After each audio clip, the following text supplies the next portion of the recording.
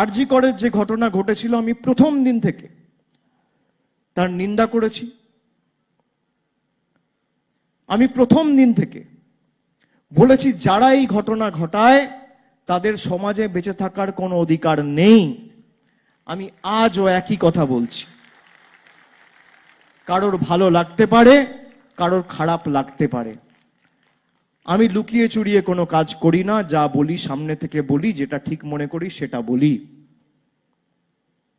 এবং এর একমাত্র প্রতিকার, ওষুধ, সমাধান হচ্ছে আইন।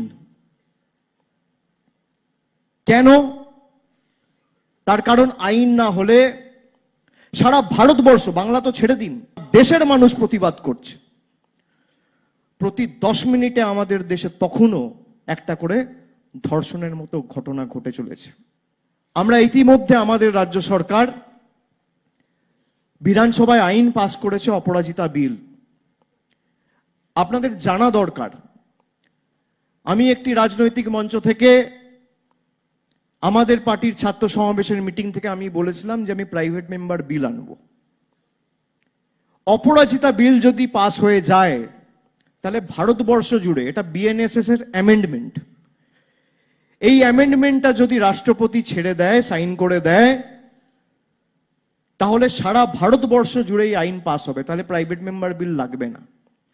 আর যদি না আনে তাহলে যতদিন লাগুক আমি প্রাইভেট মেম্বার বিল আনবো। আমার সাথে কেউ দাঁড়িয়ে থাকলেও আনবো, আর কেউ না দাঁড়িয়ে থাকলেও আনবো। অপরাধ, এই ধর্ষণের মতো ঘটনাকে চিরতরে সমাজের বুক থেকে সরাতে হয়, মেটাতে হয়, বিদায় দিতে হয়। তার একমাত্র প্রতিকার সমাধান হচ্ছে অ্যান্টি রেপ ল বা অ্যান্টি রেপ বিল। আর সরকার চাইলে পারে না তা নয়। রাজ্য সরকার তার কর্তব্য করে রাজ্যপালের অফিসে পাঠিয়েছে, রাজ্যপাল সেখান থেকে তিনি রাষ্ট্রপতির কাছে পাঠিয়েছেন। 2 মাস হয়ে গেল, আজকে সেই বিল নিয়ে কোনো উচ্চবাচ্য নেই, রাষ্ট্রপতির কাছে পড়ে আছে। এই বিল যেদিনকে পাস হবে সেদিনকেই ধর্ষণের মতো ঘটনা আমাদের সমাজে বন্ধ হবে। তাহলে আপনি অর্ডিন্যান্স জারি করে অ্যান্টি রেপ ল বা অ্যান্টি রেপ বিল আনছেন না কেন? কে বাধা দিচ্ছে?